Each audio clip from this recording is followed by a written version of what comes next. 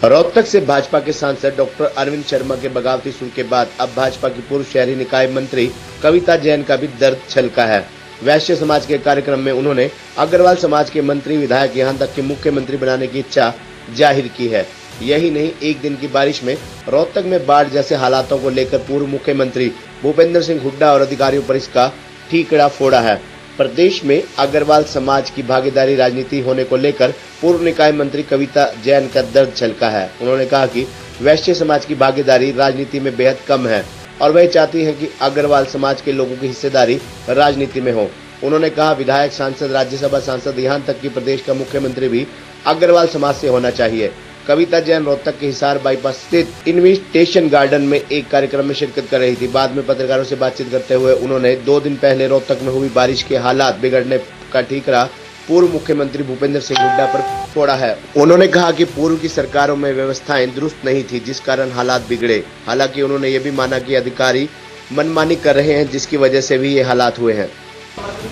देखिए, क्योंकि मेरी अपनी विचारधारा वो केवल और केवल भारतीय जनता पार्टी को समर्पित है। देखिए, ये बात और वो बात में बहुत बड़ा फर्क है।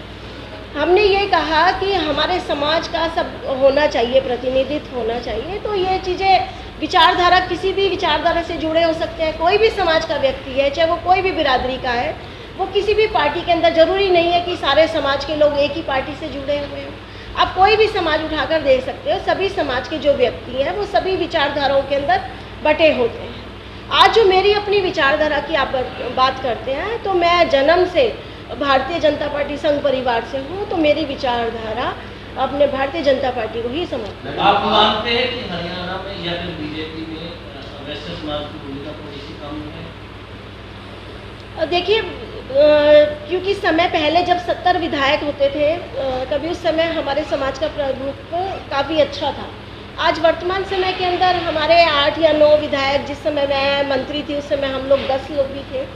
तो अब जिस तरह से हमारे पार्षदों की संख्या निकल कर आई है, 100 के करीब हमारे पार्षद आए हैं और चेयरमैन भी हमारे बने हैं, तो निश्चित रूप से हमारा समाज जागरूक हो रहा है और समझ रहा है कि व्यवसाय के साथ साथ दूसरी चीज़ों के अंदर भी हमें बराबर पार्टिसिपेट करना चाहिए और ये वक्त की ज़रूरत भी है। तो क्या कि पहले की जो पानी का 188 mm के करीब रोहतक के अंदर जो बारिश हुई है, और जिस समय 95 में बाढ़ आई थी जब 135 mm के करीब बारिश आई थी, तो निश्चित रूप से पानी भरा है और उसकी निकासी भी हुई है। और इस समय के अंदर हमारी जो सरकार है, प्रशासन कहीं ना कहीं लापरवाही करता है, ये हम मानते हैं। और निश्चित रूप से आज हम लोगों का पूरा प्रयास है कि जो भी कमियां अब रह गई है उसको हम लोग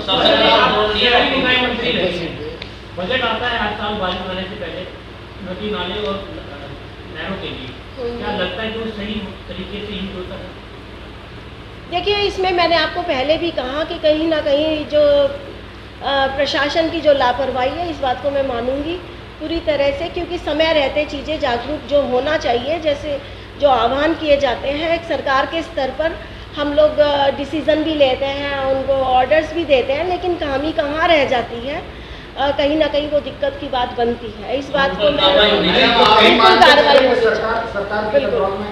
नहीं, आप ऐसा नहीं कह सकते। सरकार के कंट्रोल में चीज़ें हैं तभी चीज़ें सुधरती भी हैं, और जो लापरवाही होती है तो निश्चित रूप से उन अधिकारियों के खिलाफ कार्रवाई भी करी जाएगी।